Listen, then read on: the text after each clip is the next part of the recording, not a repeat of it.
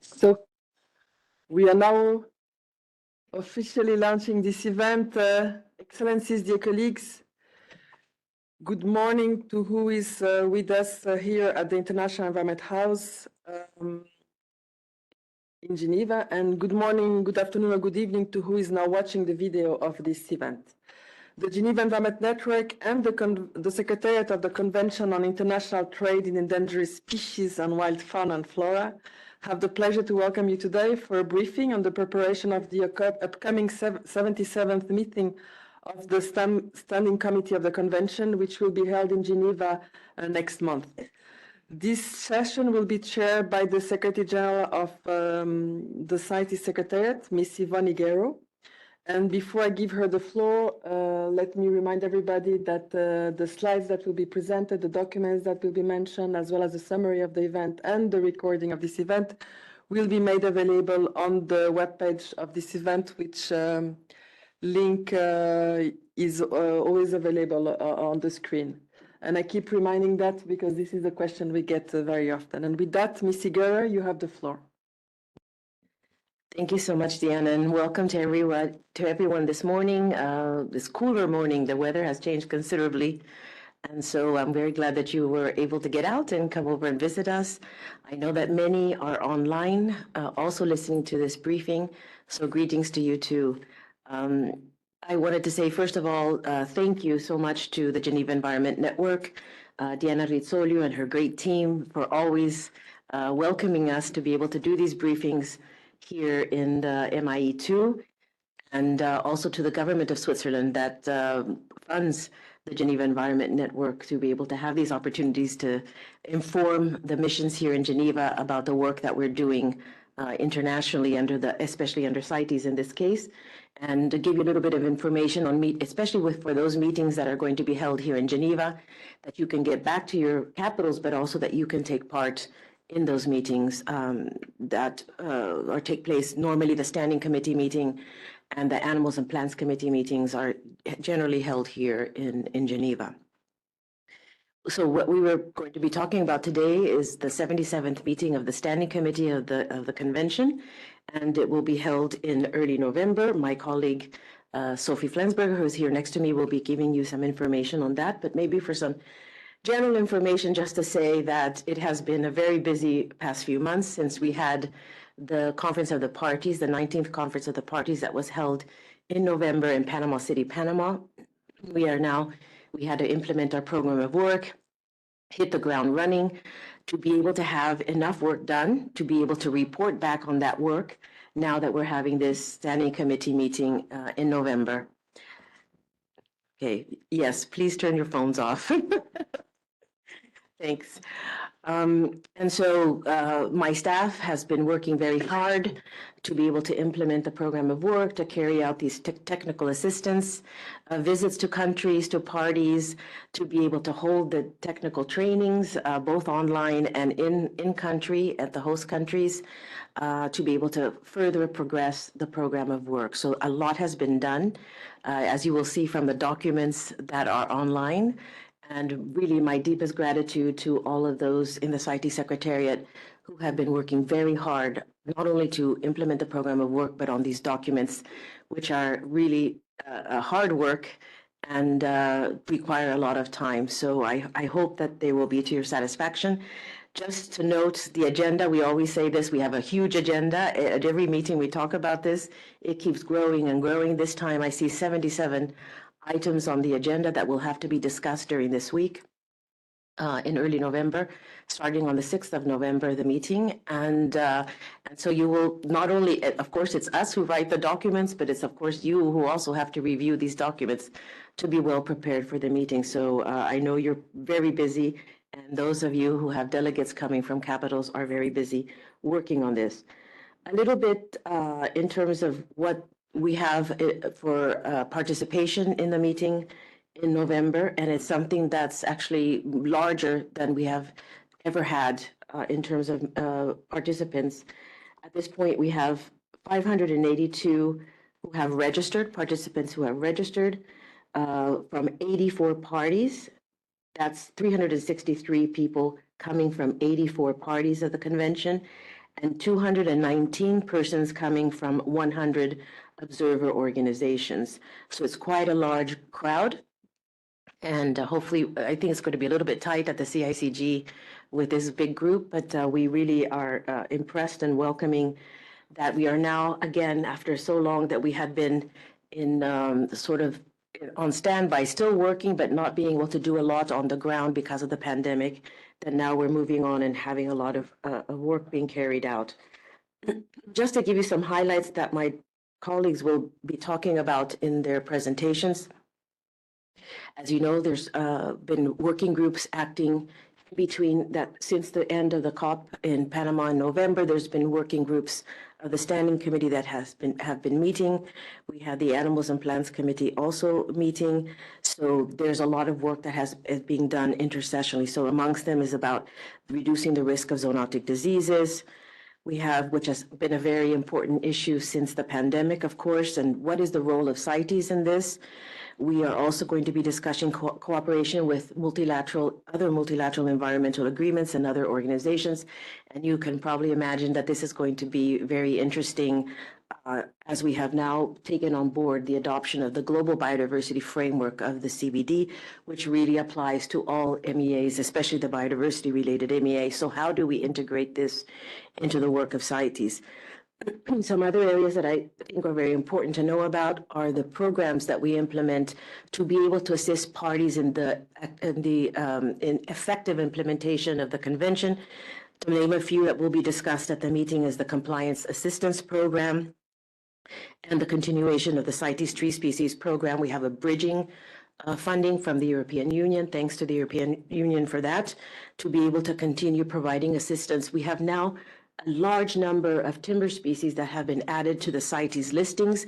These are very precious woods that are highly economical, part of the economy, and provide jobs for the countries, and they need assistance to be able to ensure that their timber trade in these species is sustainable and legal. Another interesting aspect of what we're going to discuss at the Standing Committee is on the Gender Action Plan. For the first time ever, after 50 years, as you know, this is CITES' 50th birthday. We're still celebrating it until next year. And it's for the first time that we have a Gender Action Plan. So we're going to be talking a little bit about that. And also alongside that, in terms of major groups, a Youth Global Network will be launched. So my colleagues will be discussing that. And of course, there's always the very important aspect of engagement of Indigenous people and local communities. They're going to talk a little bit about what has happened in those working group meetings that have taken place intersessionally. We also will have some very important subjects under science, like review of significant trade, captive breeding. These are all important issues. And again, while the Animals Committee Chair and the Flora Committee Chair always want to reduce the number because it's such an enormous amount of work, and Karen will be speaking a little bit about that. We have a very large number of species country combinations that are being looked at right now under review of significant trade. And finally, the one that I think that everybody is interested in and wants to hear more about, and maybe that's one of the reasons we have so many coming, is on these compliance cases that are going to be in front of the committee to decide on. And we have around 12 compliance cases that will be compliance cases that we will be discussed. And my colleague Juan Carlos will be discussing a little bit of that. There's also the missions that have been taken place to tiger farms in some specific areas that we were able to visit in these past few months. There's the work that's been going on under Totoaba and Paquita that my colleague Ben will be discussing as well with you. And finally, because I want to make sure that there's enough time for them to present, but also for you to ask questions if you have, I would like to send a call that we do not yet have a host for our next Conference of the Parties, which will take place in 2025.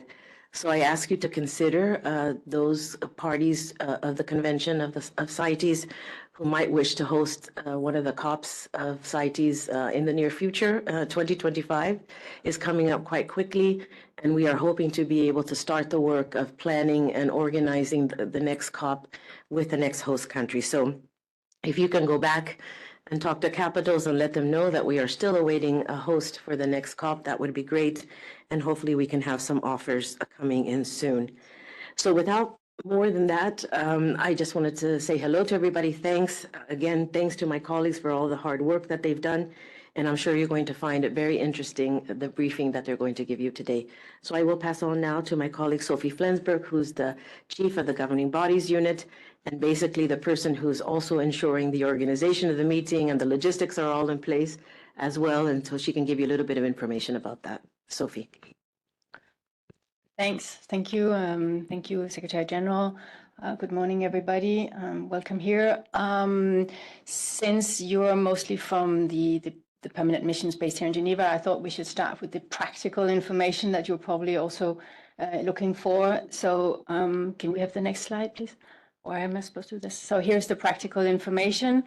Most importantly, the meeting webpage, which is here, which will have the agenda. There will also be an annotated agenda, which will summarize all the agenda items and include the recommendations from each of the documents. So that's the shortcut to all of the documents. We may have 77 agenda items, but we have more than one document per agenda item. So there is a lot to get through, and hopefully this annotated agenda will help you. It will be available probably sometime next week, hopefully. We're still missing a few documents, but that is your go-to webpage for everything related to this meeting. The CICG, as already mentioned by the Secretary General, will be the venue. We have the entire CICG there. And even if you do have a UN badge, we invite you to register so that we have full overview of who is in the room, which is quite important to us. So parties can still register, preferably before the end of the month. NGOs, the deadline was 7th of October, a month before the meeting, so that's too late now. We have had to say no to a couple of NGOs that have come late, so unfortunately that's not possible. And also because, as the Secretary General mentioned, the CIGG we're reaching the limit of what the meeting room there can hold, the plenary can hold. So unfortunately, we have to be quite strict about this. Media accreditation is still possible. There is a form available on the same webpage that needs to be submitted as soon as possible, and we will accredit any media representatives. As well, important for parties here is the credentials. They have to be submitted by email to the Secretariat or on site. So a scanned copy by email, preferably before the end of the month, or original you bring on site, or both, preferably. And this is, of course, mostly important for those parties that are members of the committee. They really do need to bring their credentials so that we have a properly functioning committee. Meeting hours, so unlike what the meeting hours in the Palais, we start at 9 o'clock. And our lunch break is 12 to 2, and we finish at 5. So just to note that those hours are a little bit different from what you're used to in the Palais. We have interpretation in English, French, and Spanish. I'll come back to this issue in a little while.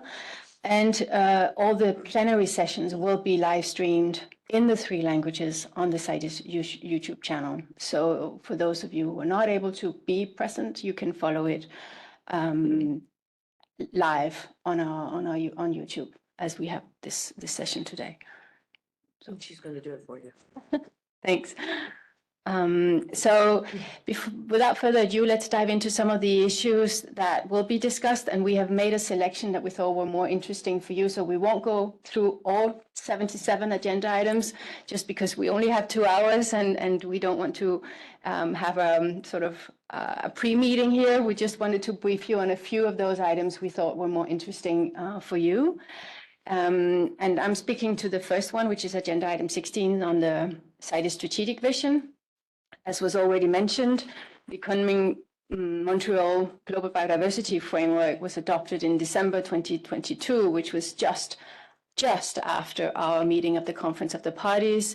So we have to now take this into consideration in our processes and see how they contribute to the implementation of the Global Biodiversity Framework and how we can monitor this.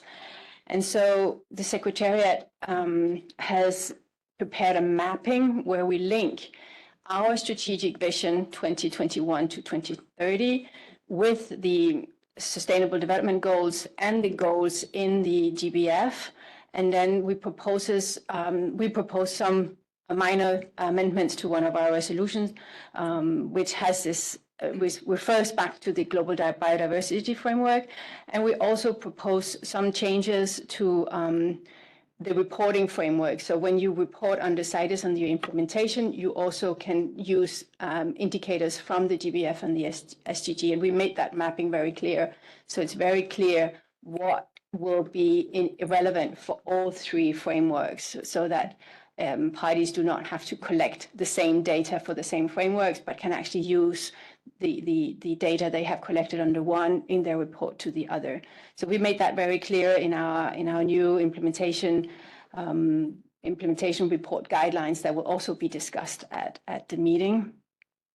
And the second issue in this particular document will be a possible indicator for the objective 1.4 of the CITES strategic vision, which reads as follows: the appendices correctly reflect the conservation status and needs of a species. And we have come up with a suggestion for a new indicator that we will invite the standing committee to consider.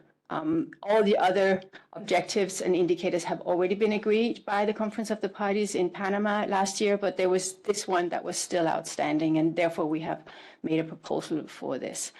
So these three things will be discussed under this agenda item: mapping and an amendment to the convention, to the resolution on cooperation of CITES with other biodiversity-related conventions to ensure that there is a link to the GBF, the indicator, and then, as I mentioned, the indicator for Objective 1.4. And then, as I mentioned, there will also be this implementation framework report that we will come back to under another agenda item. So those are the things I wanted to mention under the strategic vision. And we move on to cooperation, which is, of course, very closely linked. And here, we report on mainly two things: the development of a partnership strategy for CITES parties, CITES Secretariat, and CITES standing permanent committees.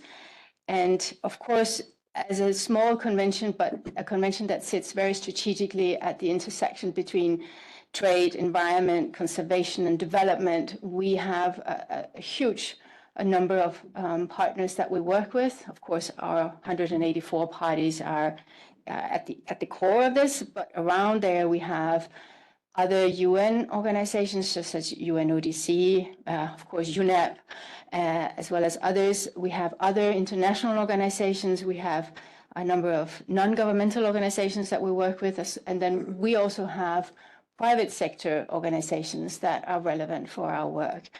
And the Conference of the Parties decided that we need a strategy to be more strategic about how we go about selecting partners and entering into partnerships, and also to identify any gaps where we should sort of move into areas where we have no current partnerships. So the Secretariat will report on progress on developing this strategy, and invite the Standing Committee to take note of this and provide any ideas for this. So that's the first item for under this cooperation agenda item. And the second one is the Secretariat is reporting on some opportunities for highlighting the achievement of CITES and advancing on synergies. So there is, first and foremost, there is the United Nations Environment Assembly in February, where there will be an agenda item related to MEAs, which is the first time that there's going to be a formal agenda item on MEAs. And the Secretariat will encourage parties to coordinate their participation and make sure that their UNEP delegates are fully briefed on CITES for this agenda item in February next year. And then in January, there is the Bern 3 conference of synergies, which has just been confirmed after I prepared this slide. It's just been confirmed last week that there will be a conference on synergies. And CITES has been invited to nominate 5 participants from its standing committee to take part in this conference in Bern to further discuss synergies and how multilateral environmental agreements can contribute to this implementation of the global biodiversity framework in a coordinated manner. So those two things will be discussed under this agenda item. And then the last one I wanted to just briefly discuss is agenda item 12 on emerging operational matters, which is following the COVID-19 pandemic. We have a need to consider the approach to how we make sure that work progresses even if we can't meet and hold our meetings as foreseen. And so the Secretariat has come up with two guiding principles for the best course of action if work will be interrupted by exceptional circumstances, as we saw by the COVID-19 pandemic. And these two guiding principles are the following. In-person meetings will be the default option always for all meetings of the CITES Permanent Committee. So, and these are the Standing Committee and the Animals and Plants Committees, as were mentioned. So we will always aim to have meetings in person, and that's a principle that we wanted to establish. And we would only go for hybrid or online meetings if a quorum would not be possible because of such exceptional circumstances, whether these were global or local. And therefore, these are the two main principles. And then we suggest how to go about implementing these principles. And the first one is quite simple, that if a meeting cannot take place as originally planned, it must take place within 6 months of the original date. And a decision on this must be made within 2 months. And otherwise, a meeting will take place online. If it cannot be held physically within 6 months, it must be held online. We must advance our work, and we do not want to lose too much time discussing how to advance the work. So we've agreed on these. We have proposed these principles to the Standing Committee. They were already discussed by the Animals and Plants Committee, who seem to be in agreement. So these are the ways we propose to move forward, and some amendments to the resolution on standing committees will also be proposed to codify these principles. I just wanted to make one more comment on an issue that is related to the language strategy of the convention. There's been some, since our COP in Geneva in 2019, some movement towards expanding our official languages from English, French, and Spanish to the other 3 official languages. And therefore, the Secretariat has been looking for funding to translate the about 100 resolutions we have into these 3 additional languages.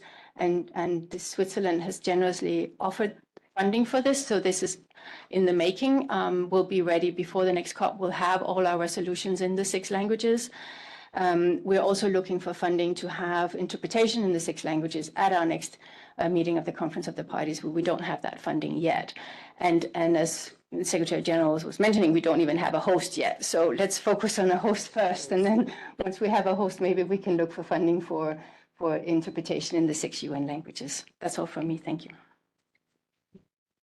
Thank you very much, Sophia. Discussing, well, firstly, knowing the logistics of how this is all going to work in November at the CICG, but very importantly, all that has to do with cooperation, and very importantly, how we're going to have this partnership strategy and see where maybe there could be some gaps, but also how to enhance the partnerships that we have already. We always talk about trying to make sure when we talk about synergies and partnerships that 1 + 1 should add up to more than 2. And that's what we're trying to do in the work, given the scarce resources and the fact that we don't want to we should not be duplicating work. We should be cooperating and complementing each other. So this is what we're looking towards.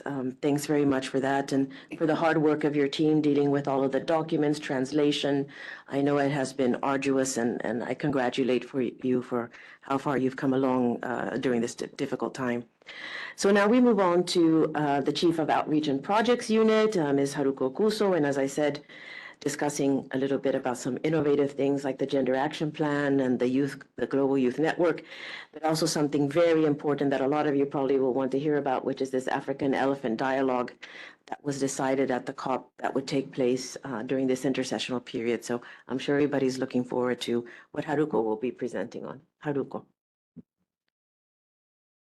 Thank you, Secretary General.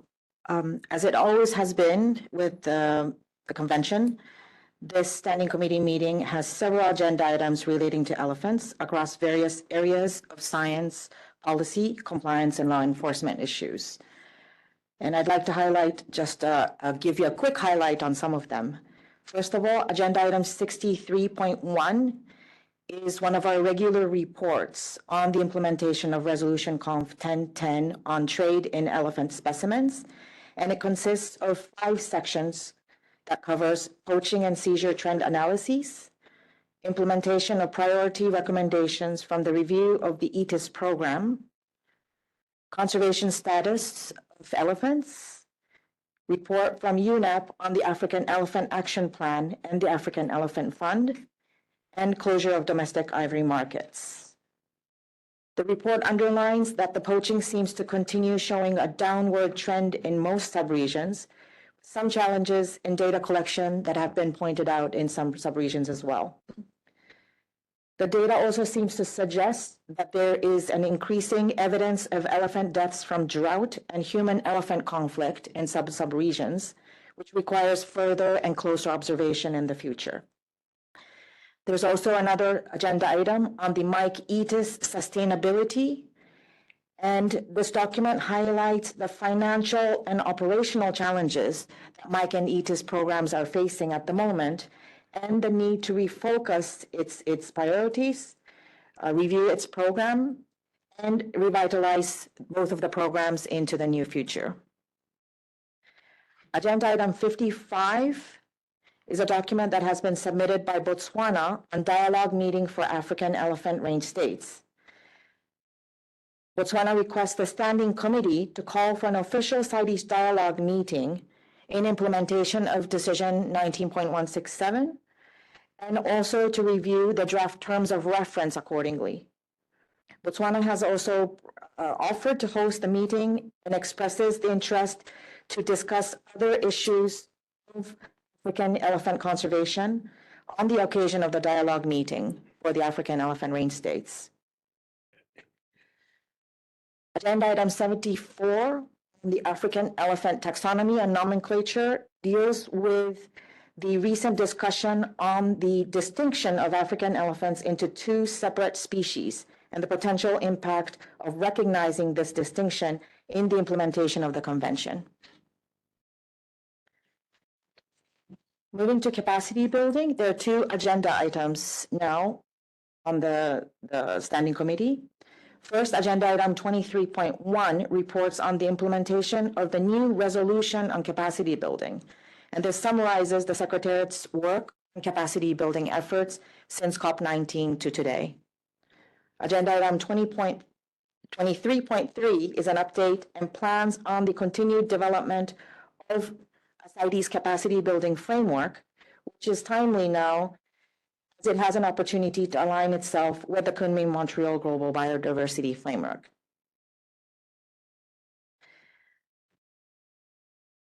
CITES parties have started to turn their focus on stakeholder engagement in the recent years. There are 2 agenda items that are introducing some new developments in this area. First, agenda item 26 on Gender Action Plan. This reports on the implementation and the way forward of the new resolution on gender, international trade, and wild fauna and flora, which was adopted at COP19 last year. The Standing Committee is requested to provide feedback on the draft outline of the CITES Gender Action Plan that is attached to this document.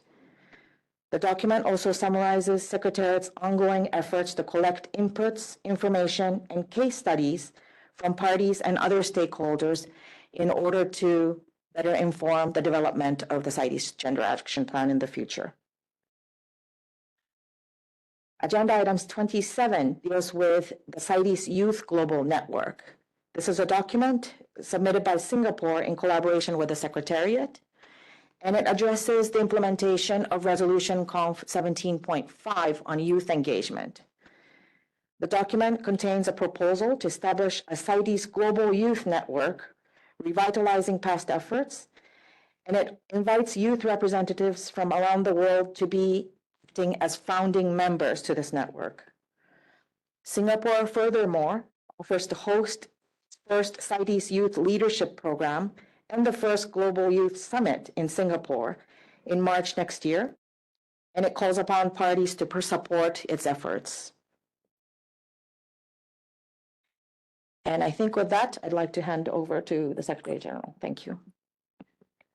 Thank you very much, Haruko, for expanding on some of the things that we were talking about, like the Gender Action Plan and the Youth Network, but also the very important issue that always interests people to come, the participants to come to the meetings, which is about elephants, the discussions about elephants at the meeting. And this time we were going to have this interesting aspect of the nomenclature, which sounds for a lot of people, nomenclature is not that interesting, but in this case, now that they're dividing, that these two species have been recognized of African elephants, and in the paper, it's very clear that it could have a lot of impact on some of the decisions and resolutions that already are there. And so this decision will be taken by the Standing Committee on what it will mean on the impact on CITES. So it will be an interesting discussion on nomenclature. Now I'll hand over to Juan Carlos Vasquez, who is the chief of the legal unit, and going to talk a little bit about these compliance matters that we had discussed, and very importantly for the convention, the engagement of Indigenous people and local communities. Juan Carlos. Thank you very much, Secretary General. And I would like to introduce also my colleagues working in the unit. So I'm working with Thomas Deloyle. Please, Thomas, and Liu Yuan. Thomas is dealing with the national legislation, and Liu Yuan with the socioeconomic aspects. And we have another colleague that is not here with us doing the annual reports.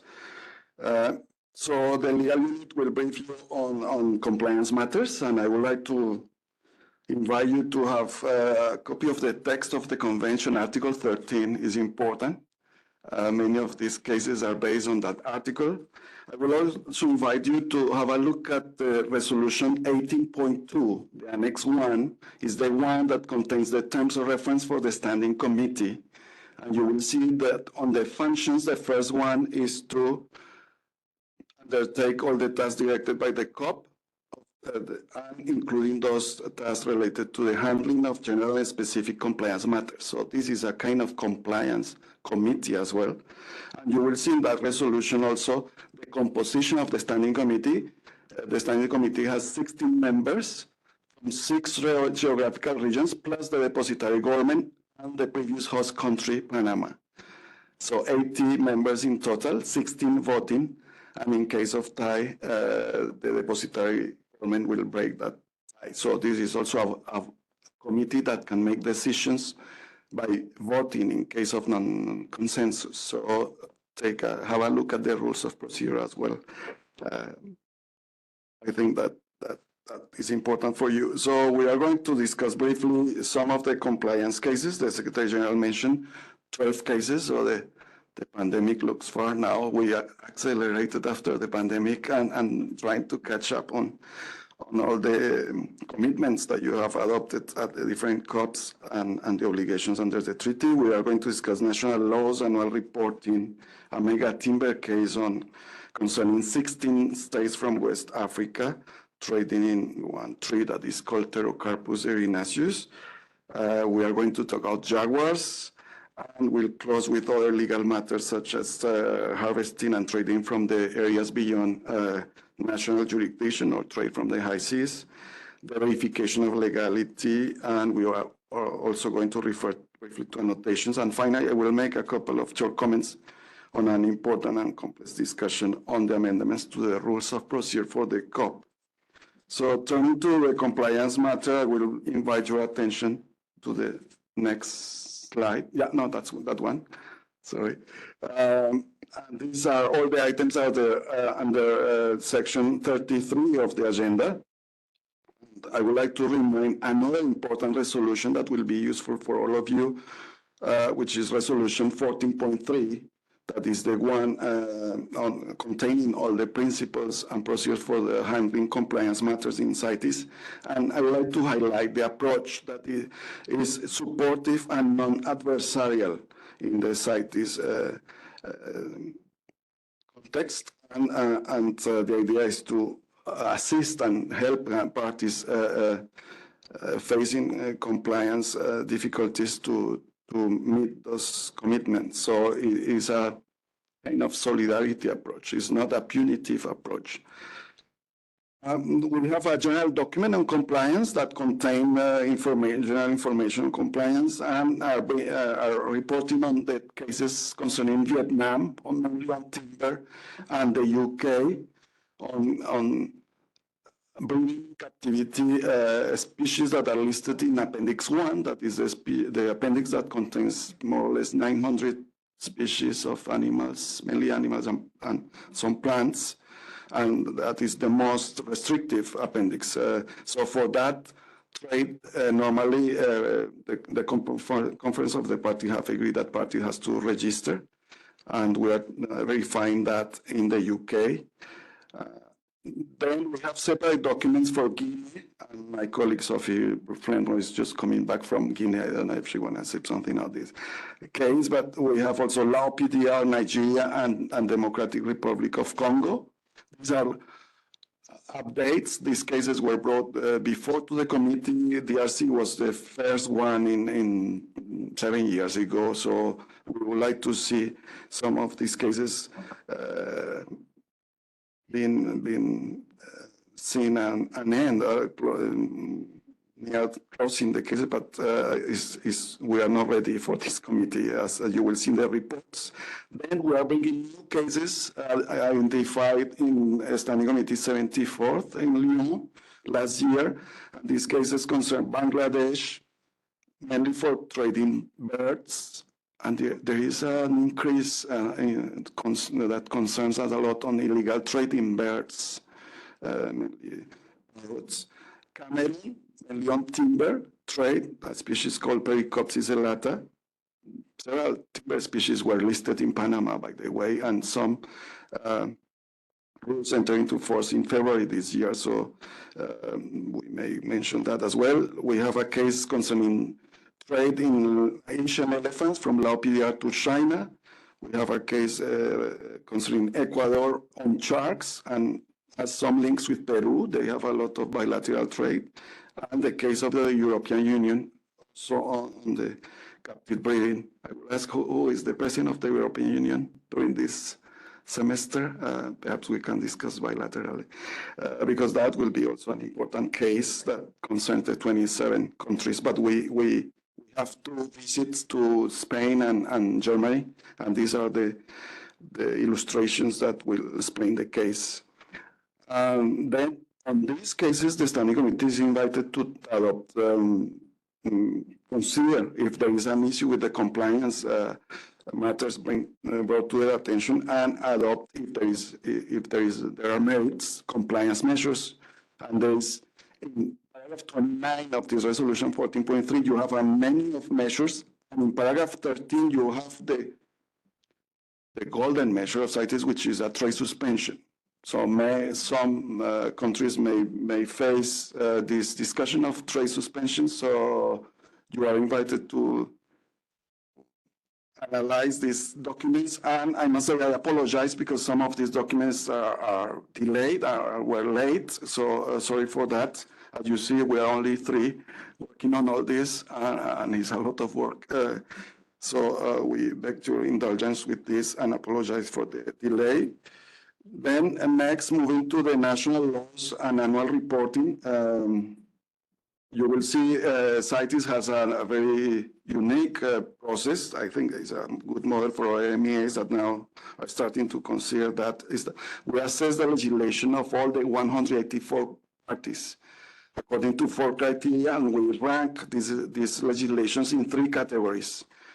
Category 1 is the best one, category 3 is the less satisfactory, and you will see in that document that was prepared by Thomas the status now of the different parties that are in category 1, 2, and 3. We are making a lot of progress, so a majority of parties in category 1 now, but we still have some room for improvement in our parties. So we are also bringing recommendations that concern Comoros, Congo, Dominica, Ecuador, Libya, Mongolia, and Sierra Leone. And we are also suggesting formal warnings for Azerbaijan, Belarus, Bosnia and Herzegovina, Kenya, Kyrgyzstan, Lebanon, and North Macedonia. This is on national laws. On national reports, there is also an obligation for parties to submit an annual report with all the trade they have authorized during the past year. They have until October of the following year to report. If a party doesn't submit report for 3 consecutive years, there is an automatic trade suspension. So we are updating the committee on the status now, and you will see in the presentation the countries that are delayed. And we invite you to send this message to capitals that Angola, Antigua, Australia, Salam, Egypt, Equatorial Guinea, Fiji, the Gambia, Georgia, Guinea, Maldives, Myanmar, St. Vincent and the Grenadines, Sierra Leone, Solomon Islands, and Togo are falling into that category. If they don't submit their annual reports within 60 days after the standing committee, they will be suspended for commercial trade. And this it concerns all trade transactions in CITES that are not only on live animals or live plants, it's all the products and derivatives of 40,000 species, which is a lot of products and millions of transactions. So this is a very heavy measure that we try to explain in the generic document on compliance. We are suggesting some interpretation of this. Next. So we would like just to that's the next. Yeah. We are bringing, as I mentioned, a mega compliance case on 16 countries that are range states to a species called Pterocarpus erinaceus. And in that document, you will see the status of all the documents, different progress made. CITES is very simple, complex at the same time, because we just verify legality and sustainability. And to verify sustainability, we do something that we call the non-detriment findings. And to verify legality, parties have to do something we call legal acquisition findings. And this is what we are checking for the 16 countries to see if they have these 2 requirements in place. Some in bold you will see are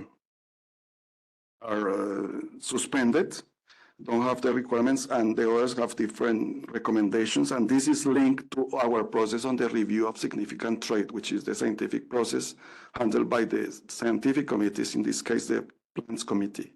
So we are bringing to the committee the latest information on this case. And we have also a timber case involving Madagascar, which is a long-standing case, and is mainly referring to the stock that they have of this species of Diospyrosis pp and Alberghes pp since many years.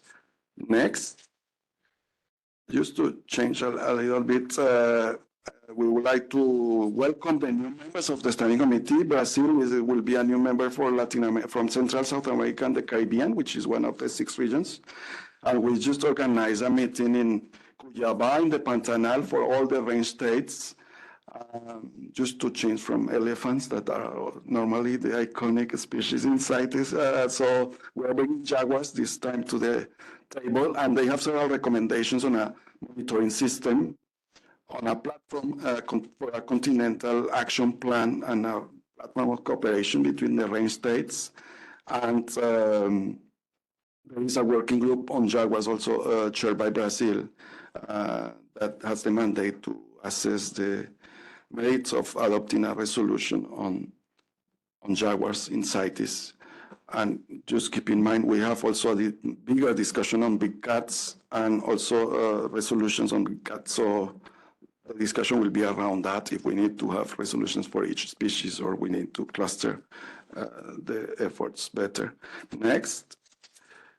On all legal matters, something very important now that we are listing so many marine species, mostly sharks, is to understand what do we mean by harvesting from the high seas, basically. And in CITES, we have a resolution on that. And the document that we are bringing to a standing committee contains questions that we think are important to standardize interpretation of this practice, because we are seeing a low level of permitting and reporting on that trade. Something wrong is happening there. So we think that this may need more assistance. We are working a lot with FAO, building capacity, but the document brings some elements that we would like the committee to discuss and see if these are the responses that may be used as a standard response to the different questions from customs, transit countries, importing countries, exporting countries, etc.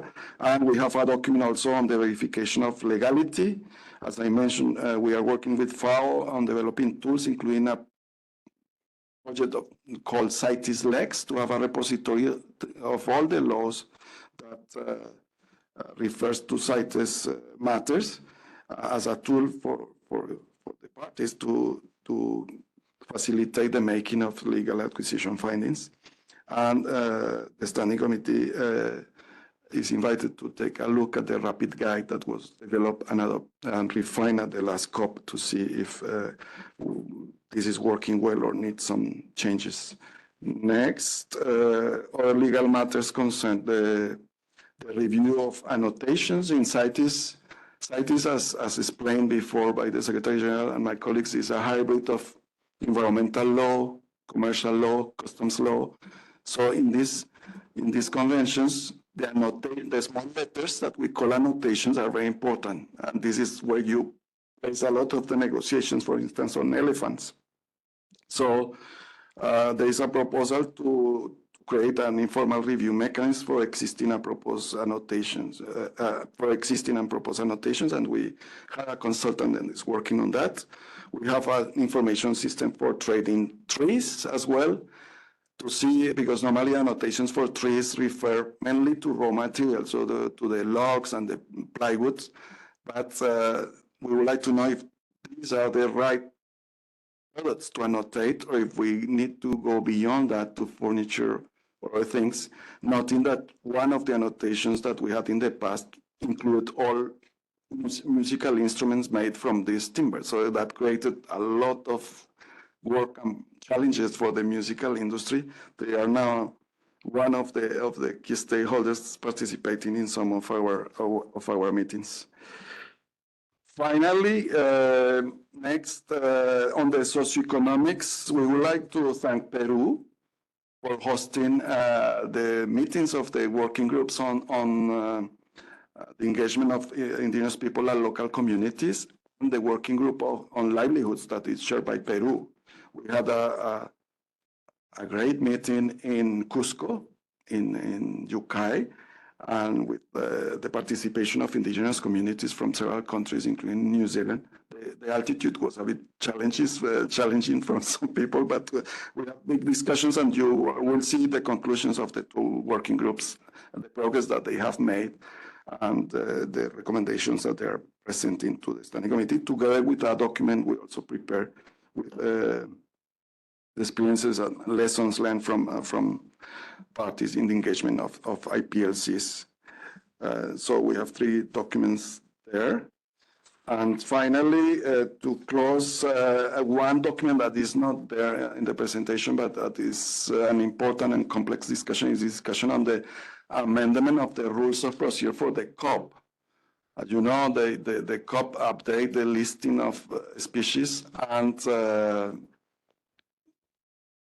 last time they vote more than 40 times. They vote a lot in CITES.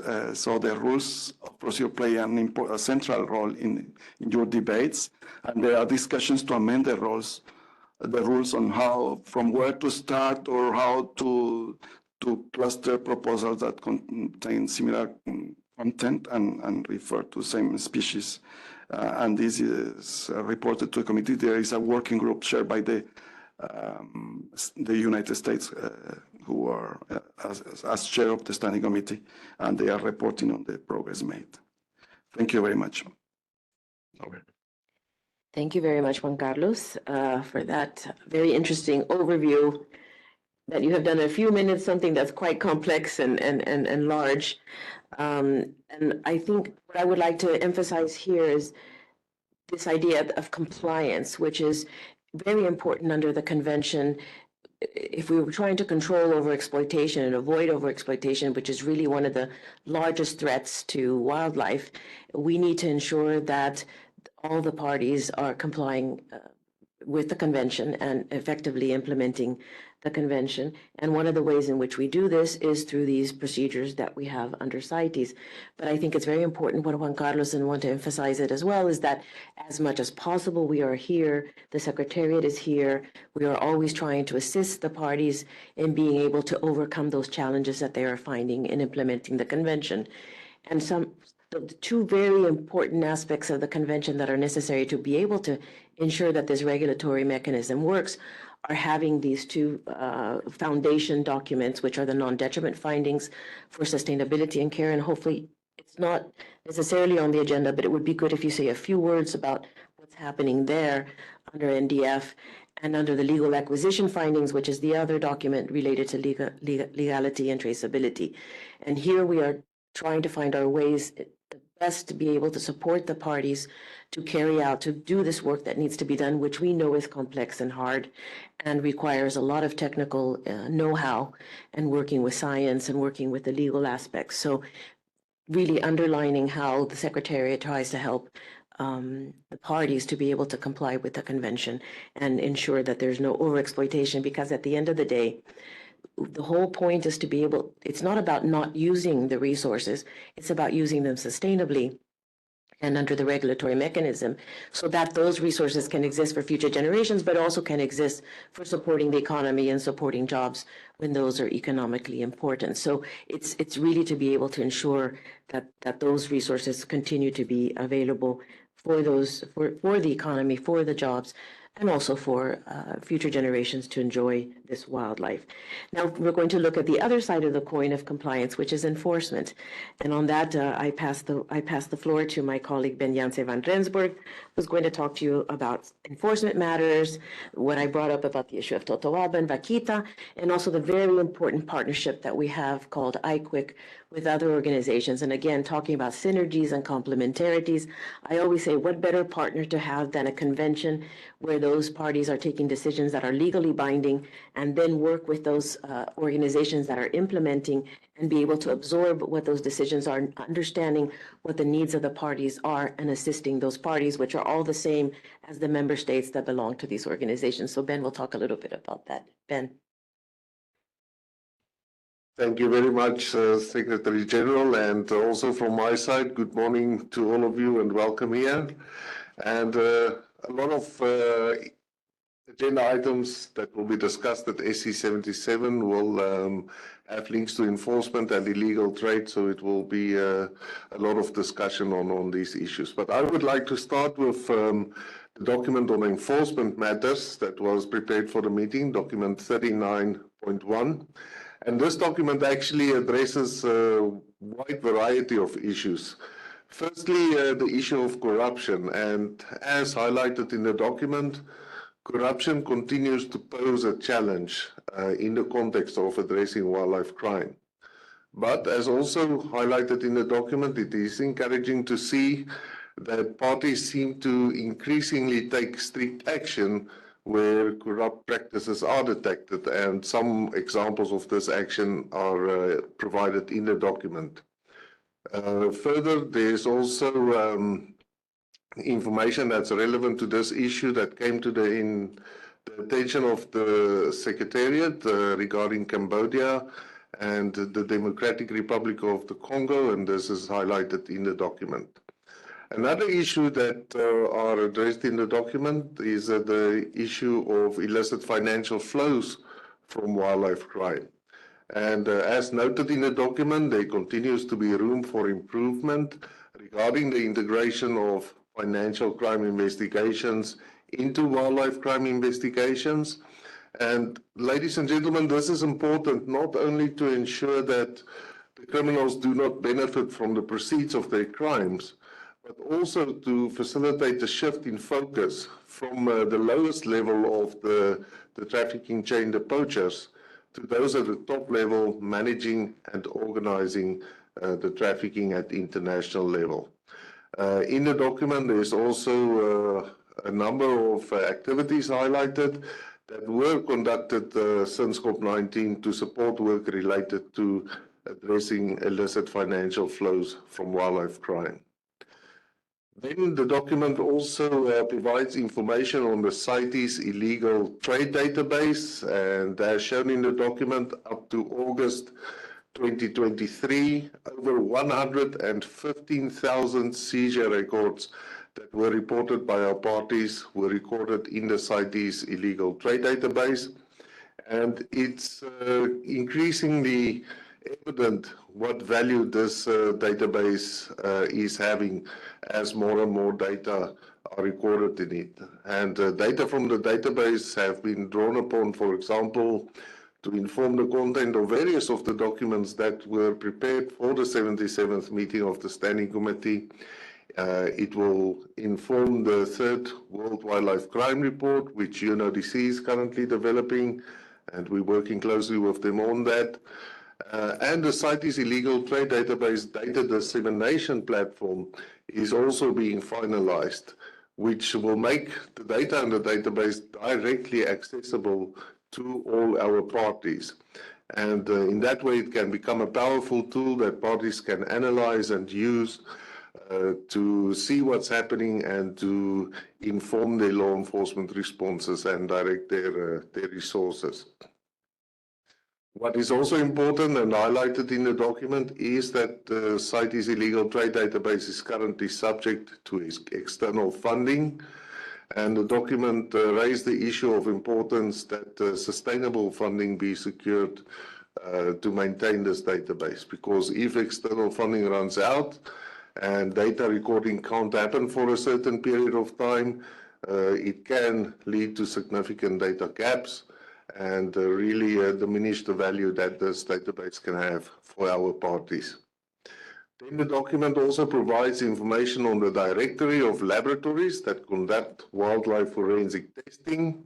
Now, since COP19, the Forest Research Institute of Malaysia were included in the directory, and at present there are 13 laboratories in the directory. Of course, these laboratories all meet the highest standards, and we encourage our parties to draw upon their services when needed to make sure we also mobilize forensic technology against wildlife crime. Now, in terms of recommendations, the Standing Committee will consider recommendations regarding addressing illicit financial flows, regarding the directory of laboratories, and regarding the CITES illegal trade database. Then I move on to the next item, which is Totoaba. And you heard from the Secretary General, Totoaba remains a significant issue. And there were two documents submitted for this agenda item, document 33.13.1, which was submitted by Mexico as the chair of the trilateral contact group between Mexico, China, and the USA. And this document provides an update on progress with finalizing the terms of reference for the contact group to operationalize it. Then there's document 33.13.2, which is a document that was prepared by the Secretariat. And in this document, reporting is provided on the implementation of the decisions and recommendations on Totoaba that were adopted at COP19 and also agreed at SC75, the 75th meeting of the Standing Committee. The document highlights reporting that were received from parties affected by Totoaba trafficking on the activities they have conducted to address this. And as you likely know, Mexico was also requested at the 75th meeting of the Standing Committee to develop and implement a compliance action plan on Totoaba. And the document highlights the activities conducted in that regard and the progress made by Mexico with implementation of its compliance action plan. It shows that good progress has been made, but also that continued efforts remains essential. Now, the illegal fishing of Totoaba and the threat it poses to the vaquita, as I mentioned, remains a matter of great concern, and parties of origin, transit, and destination must therefore take action to scale up their collaborative efforts.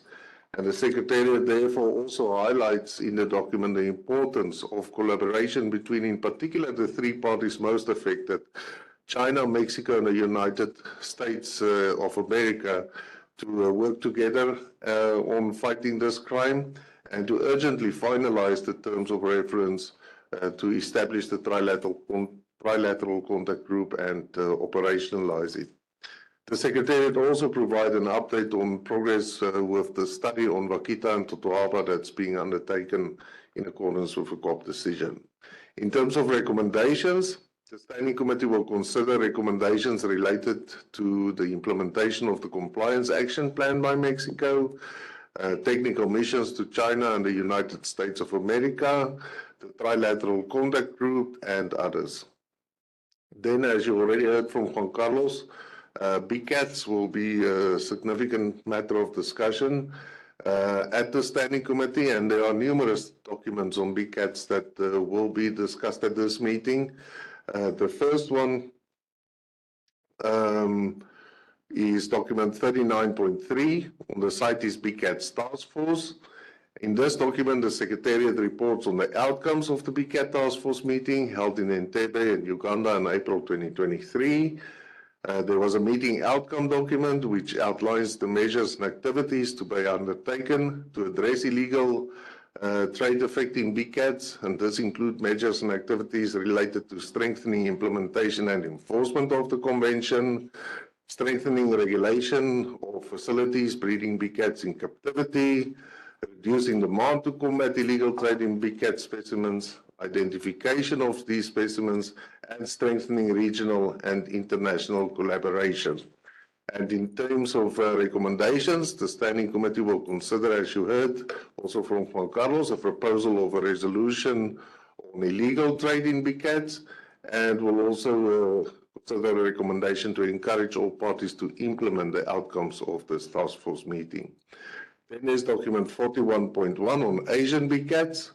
And in this document, the Secretariat report on a broad range of matters related to Asian BCATs, which include the conservation status and measures taken by parties to protect them, enforcement measures and activities, reduction of demand, wildlife forensics related to Asian BCAT specimens, and other matters. And based on this information provided, the Standing Committee will consider a number of recommendations on Asian BCATs. Then we move on to the next document, which is document 41.2, Asian BCATs in captivity. And in accordance with a decision from COP19, the Secretariat undertook missions to parties identified in whose territories there are facilities that may be of concern keeping Asian BCATs in captivity. The Secretariat in the document report on the results and findings of the missions it conducted to the Czech Republic, Laos PDR, South Africa, Thailand, and Vietnam. And in terms of recommendations, the Standing Committee will consider recommendations directed to all parties in whose territories there are facilities keeping BCATs, Asian BCATs in captivity, as well as specific recommendations directed to the parties visited during the missions. Then I move on to rhinoceroses, document 45. Again, in this document, the Secretariat report on a broad range of matters related to the resolution on rhinos and the decisions on rhino adopted at COP19. The document focuses on Botswana, China, Malaysia, Mozambique, Qatar, South Africa, the United Arab Emirates, and Vietnam as the parties most affected by illegal trade in rhino horn. And the Secretariat also addressed emerging issues in the document related to Angola and Namibia. Further, the 2023 Chitwan Declaration for Asian Rhino Conservation, agreed by the 5 Asian rhino range states, and the Directory of Illegal Trade in Rhinoceros horn focal points are addressed in the documents. And in terms of recommendations, the Standing Committee will consider recommendations related to the parties mentioned, as well as on other matters. The last document I will speak about is document 39.2 on the International Consortium on Combating Wildlife Crime, or IQIC as it's known for short, and you heard already the Secretary General Speaking about that, IQIC, of course, the collaborative effort between 5 intergovernmental organizations, the CITES Secretariat, Interpol, the United Nations Office on Drugs and Crime, the World Bank and the World Customs Organization, through which support is provided to parties. The IQIC Consortium continued to play a critical role regarding engaging and working with parties globally to combat wildlife crime. And in the document, the Secretariat reports on the activities conducted under the auspices of IQIC. And the document also highlights the IQIC Vision 2030, which will provide a roadmap for the activities of IQIC over the next decade. In terms of recommendations, the Standing Committee will consider recommendations that relates to the efforts of parties to combat wildlife crime, the engagement in IQIC activities, the support provided by IQIC, as well as the use of revised and updated IQIC tools. The recommendations also address the IQIC strategic program, which is now drawing to a close and which will be superseded by the IQIC Vision 2030. And then, ladies and gentlemen, there's several other documents related to enforcement, wildlife crime enforcement support in West and Central Africa, marine turtles, Tibetan antelope, and others. But unfortunately, time won't allow us to go into those. So thank you very much.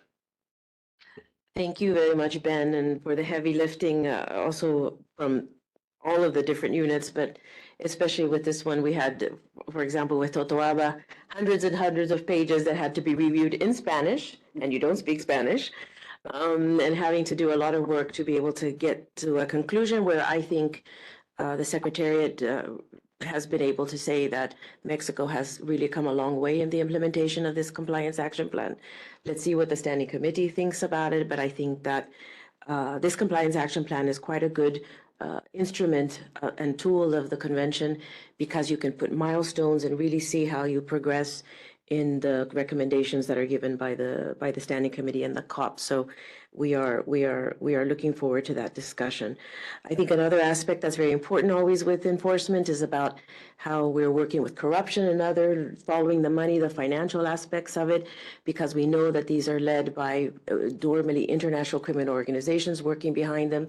And this is really the only way that we're going to be able to stop the illegal trade, is by heading towards the top and making sure that there is no incentive for them to participate in this kind of illegal activity, because the seizures are growing, and what is the point in investing in something like this if we know that if you know that you're going to get caught? So this is the work that continues under this.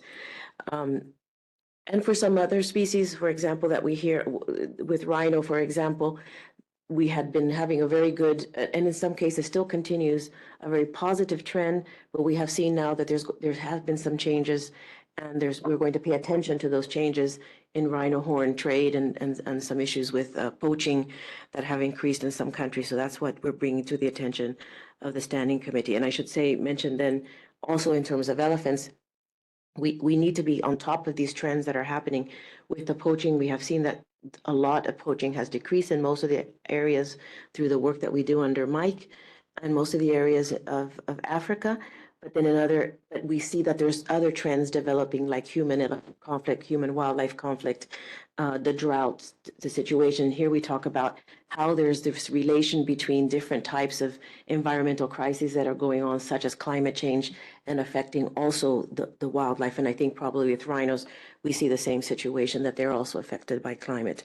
So these are all important issues that the Standing Committee are going to discuss. And now, last but not least, science, which is underpinning the convention. And we're going to talk a little bit more about the zoonotic diseases, about the issue of review of significant trade, about captive breeding and non-detriment finding. If you throw in a couple of words about that exciting work that's being done, Karen, and it's going to come to an apex in Nairobi in December. I would appreciate if you can speak a little bit about that. Thank you, Karen.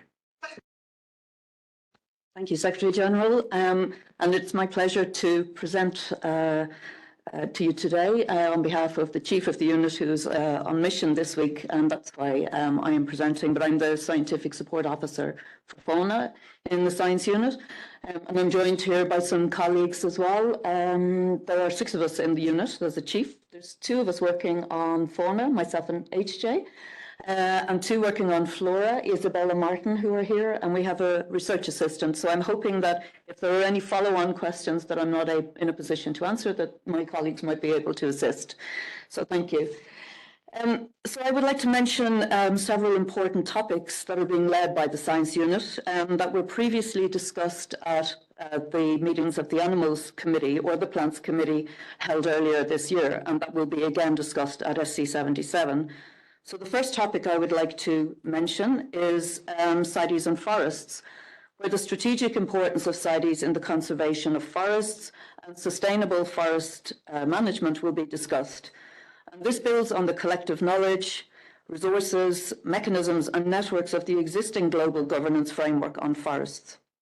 In document 21, the Secretariat reports on the progress it has made in preparing a CITES and forest compendium, COP19 to COP20. And this is basically cataloguing all of the resolutions and decisions that may be relevant for any new initiative on CITES and forests with a focus on tree species. Secretariat also reports on the preparations of a multidisciplinary study on CITES and forests, and this includes a draft terms of reference that has been developed with the Plants Committee. Secretariat also reports on the scope of new initiatives as agreed by the Plants Committee that will initially focus on CITES listed tree species, although eventually the scope could include all forest species of fauna and flora. And finally, it reports on its efforts to enhance and raise awareness of CITES contributions to global forest relevant mandates and forest policies and initiatives, including attending the 18th session of the United Forum on Forests, some bilateral engagements with the CPF, and a high-level meeting with FAO on CITES and forests. So at this meeting, the Standing Committee is invited to consider the progress made and to explore options aligned with the CITES strategic vision, which Sophie spoke to previously, to enhance the implementation of CITES with respect to CITES listed forest species and its contribution to global forest relevant mandates, and to raise awareness of the importance of investing in the conservation, sustainable management and legal trade of CITES listed forest species. So the next item I wanted to speak to was the role of CITES in reducing the risk of future zoonotic disease. There are two documents for the Standing Committee to consider. The first is a report from the Intersessional Working Group of the Standing Committee that was established just after COP19. And this working group is co-chaired by Israel and Singapore. And they are presenting their interim report on the work that has happened so far and the discussions that have taken place related to the establishment, or the possible establishment, I should say, of a CITES advisory body to provide guidance to parties. And in this document, the working group reports that the majority of the members did not see a need for this advisory body at this stage, but these discussions are still ongoing. The second document, which is document 17.2, is from the Secretariat and reports on responses received from parties to a notification to the parties about any measures that they have in place to prevent and mitigate the risk of pathogen spillover and transmission from wildlife trade and associated wildlife supply chains, including markets. It also reports on information relating to the activities implemented by the Secretariat of the CMS, or the Convention on Migratory Species, and also parties to CMS relating to this area of work, and inputs from other organisations and the United Nations Environment Programme. And finally, it also includes the draft Memorandum of Understanding with the World Organization for Animal Health and the draft working programme. So the Standing Committee is invited at this meeting to note the interim report of the working group, to review the report of the Secretariat and provide inputs into the draft MOU and also the draft programme of work. And once these two documents are agreed, then the MOU can be signed. And also then, finally, the Standing Committee is invited to request this intersessional working group to consider the information provided by the parties in their responses to the notification, the information from the CMS Secretariat, organisations and UN Environment Programme that are found in the Secretariat's report, and to consider this during this next intersessional period. So next, please. So As our Secretary General has mentioned several times, an important item that will be discussed at this meeting is the review of significant trade. And this is a very important compliance process whereby the reported trade in Appendix 2 listed species is reviewed to identify species that may be subject to unsustainable levels of international trade.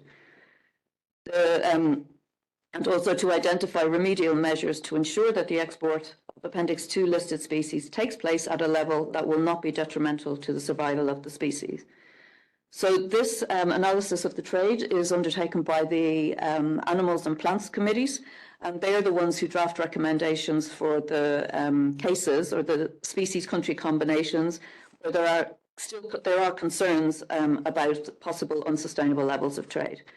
And then it is the Standing Committee that reviews, the Secretaries reviews the implementation of these recommendations and reports to the Standing Committee who make recommendations on further actions.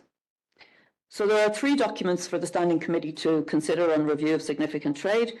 The first is an overview, which basically provides an update on the cases that are currently in the review, noting that we've had recent meetings of the Animals and Plants Committees where new cases were selected for inclusion. 21 cases were added at AC32 and 20 cases were added at PC26. So this gives a total of 118 species country combinations currently subject to review. And this is broken down into 79 fauna cases and 39 flora cases. The overview also provides details of our new RST database, or tracking and management system, which will be a great resource for parties who find themselves in the review process. So they will be able to keep track of where they are, what recommendations they face, what the deadlines are, and then it will help us all to correspond directly with the countries and the Secretariat to correspond directly with the countries.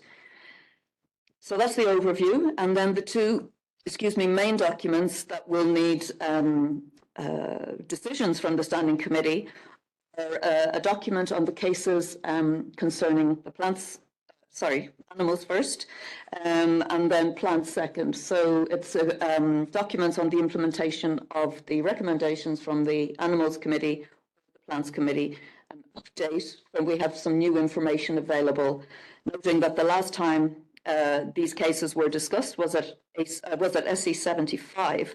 So where we have new information provided from the range states or where some deadlines have expired, these are the cases that are being considered at this meeting.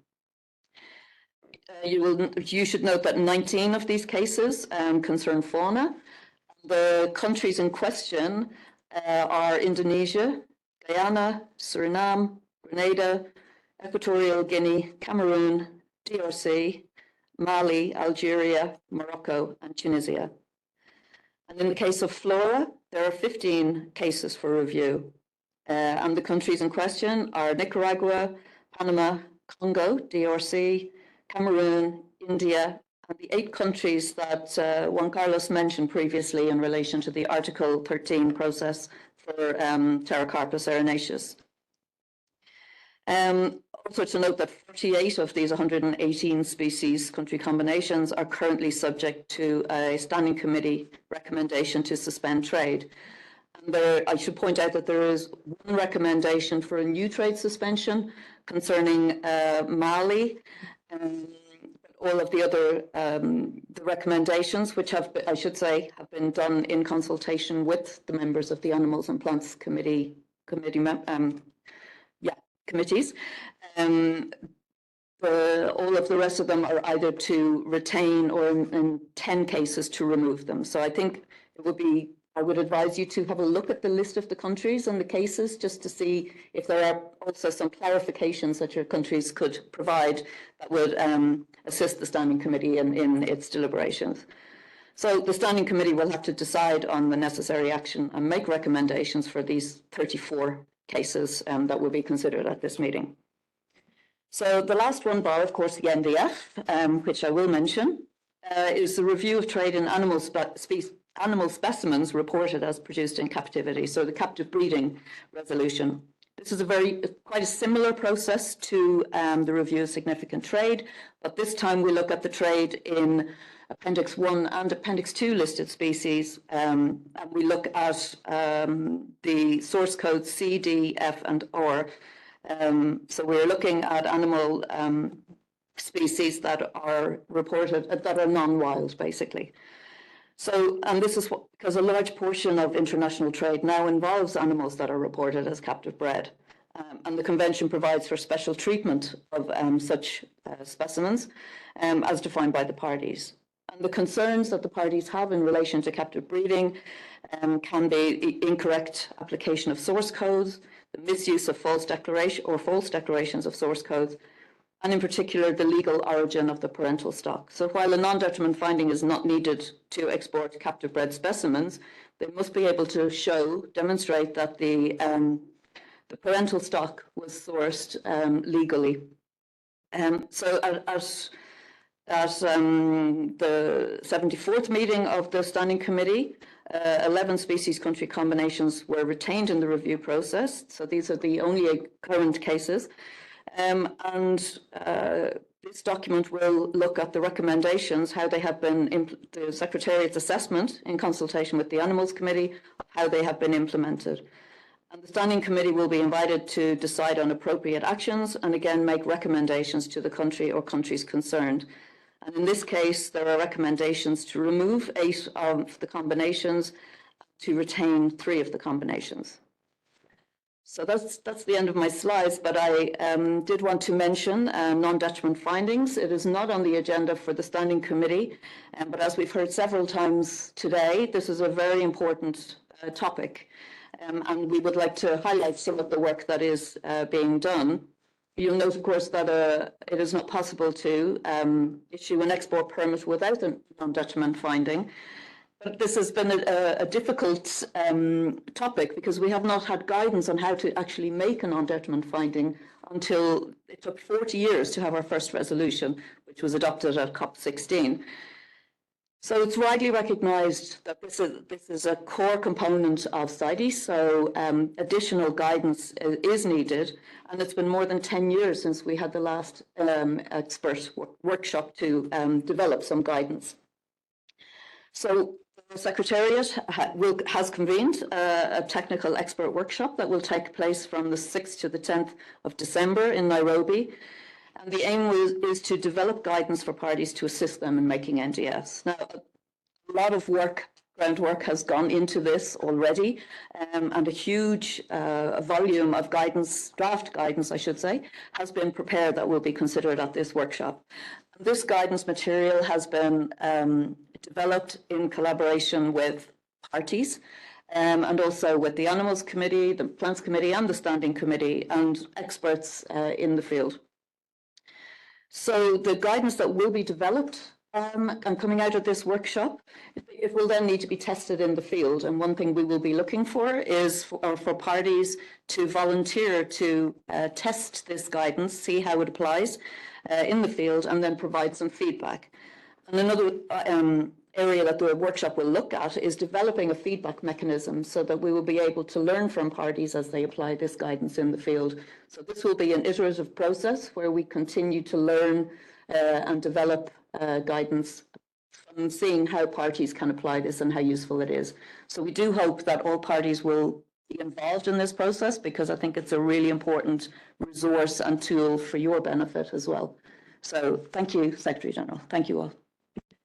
Thank you very much, Karen, and adding the bit on non-detriment finding, because I think many countries will be interested in participating in the meeting, but also later when it comes to the testing of this guidance, it will be very important to have those countries, especially for those species that have been recently listed on CITES, such as those dealing with marine species and timber, which are very difficult. I know sharks, for example, is a very big issue under CITES now in terms of developing this non-detriment finding. So again, trade cannot happen without having the non-detriment finding, without having the legal acquisition finding, but it has been a long time since CITES came into being, and now that we're preparing the guidance, it has to be updated, and yes, it involves many countries understanding for the types of species that they're managing, how to carry out in the best way possible this non-detriment finding.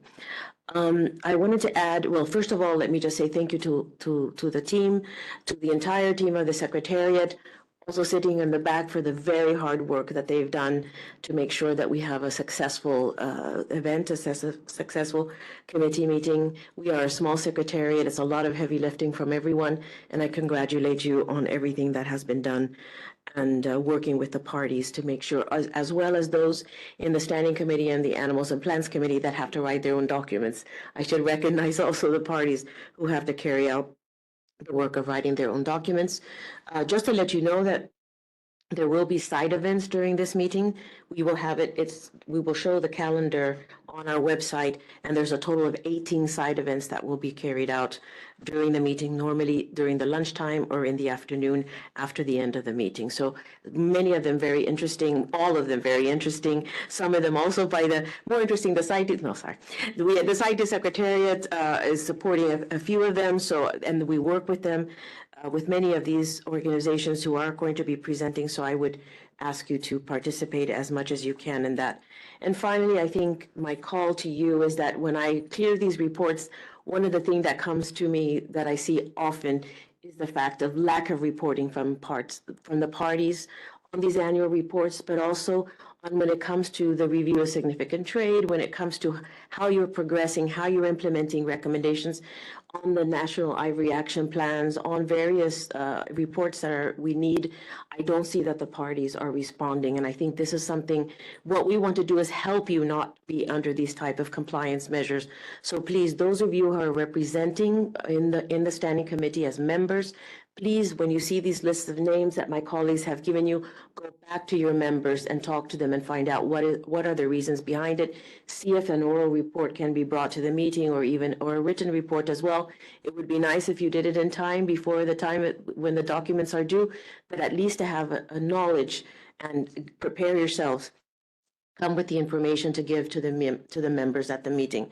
And again, this will help for us to know, for those parties that need some assistance, we can provide that. The idea is to get you out of these compliance measures. Finally, we want to open the floor for some questions. We have half an hour for that. If there's anything from the parties who are here around the table, any questions that you may have, and we will try to answer them.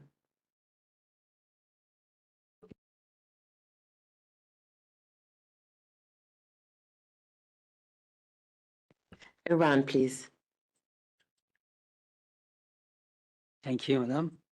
First of all, I would like to express my profound gratitude to the Secretary for convening this insightful meeting, and also to the thoughtful, I should say, presentation that delivered in the meeting.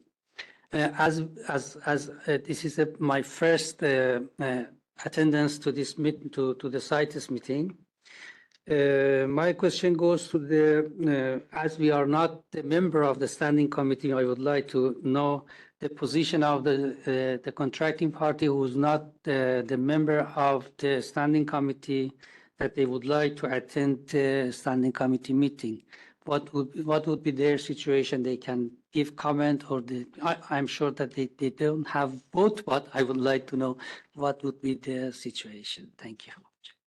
Thank you very much for that question, because I think it is something that probably we have to explain better.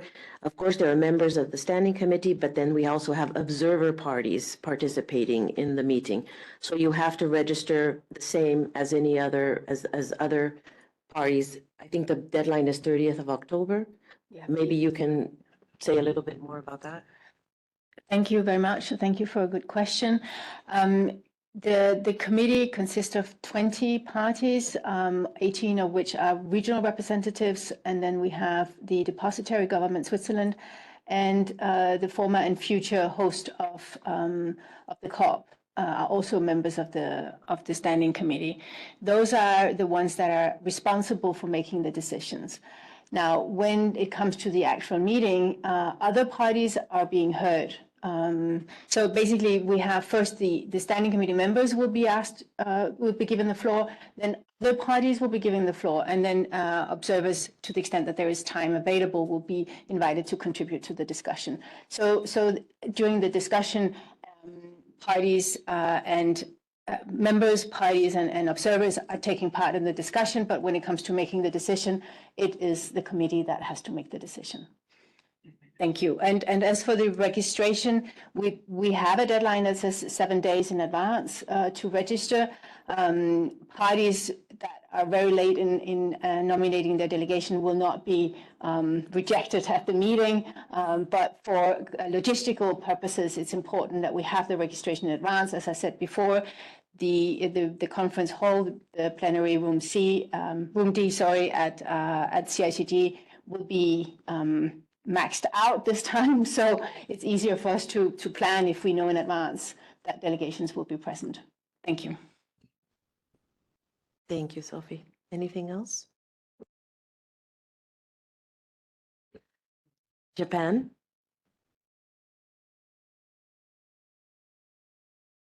Thank you very much, Secretary General and colleagues. Good morning to all. We have a small question on logistics. As well as a standing committee member, we understand from the rules of procedures that up to 4 delegation members can be seated at the venue. Is it so? We would like to make sure if it will be the case for this standing committee in CICC. Thank you very much. Yeah, we will make every effort to make that possible. Possibly it will be 2 people with seats at the table and 2 people behind, depending a little bit on the number of persons in each delegation. So we'll make every effort to make sure that there is at least 4 seats for each party present. Thank you.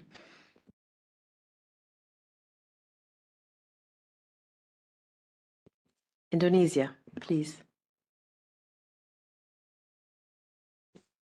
Thank you, Madam SG, and good morning, colleagues. First of all, as Iran mentioned, we thank the Secretariat, Madam SG, and the team, and Diana and Jen for having this briefing today. It's very useful, especially since we are compliance issues, which are serious issues in our regard. We consider this organization very serious because of, as it was mentioned, it is combination of WTO and conservation and maybe Security Council, right? So we would like to thank for the reminders on national reports, compliance reports, I think illegal reports and illegal traffic reports, and we will try to coordinate with our members in our region to remind them, and with Japan, of course, since he's next to me, so we could try to avoid suspensions, perhaps for our members. Thank you, Madam SG. Just a comment. Thank you, Indonesian. Indeed, your work as members of the Standing Committee is really cut out for you. It's the best you can do is to communicate with all the members before the meeting and get, especially for those who may not be present. We already know that some who are having some compliance cases will not be present personally at the meeting. So it would be good that they can inform then their Standing Committee members of what their position is, or give the explanations or an oral report through you and the other members. So really, that's great that you are aware of that job before the meeting starts. Thank you. Yes, Iran. A small question. The meeting would be in hybrid format or would be in personal just? It'll be just in person. This is one of the things that we decided that the parties and the Standing Committee has decided, but it will be streamed on YouTube, so those back home in capitals will be able to see the proceedings. The only ones that we don't stream are when with the working groups, but the plenaries are all streamed on YouTube, on the CITES channels. Maybe we give that information at some point. Thanks. Juan Carlos, you have a question. With the permission, Secretary General, just to go back to the question from Iran, the first one, parties subject to compliance procedures are more than welcome to attend. You are encouraged, and the meeting is open to observers. Observer parties play an important role, very active in the discussion, but also on the working groups in the debates that they have. And the NGOs are also allowed, and the representative of the private sector. So you are most than welcome. We are making an effort to bring some of the parties that are concerned by Article 13 processes. It's too late to request sponsorship, but we always try to have the parties concerned at the meeting. Nobody else is better placed to defend your position or yourself. Otherwise, we encourage you, if you are not able to attend, please pass the information to your regional rep. Talk to your regional reps to make sure that they have the information that they require to defend your case. Thank you.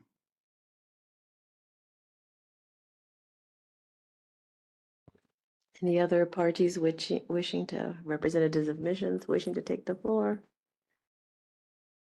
All right, I think then we conclude. Of course, we are always available for you to reach out to us if you have any other questions and need any help in terms of the logistics. But thank you so much.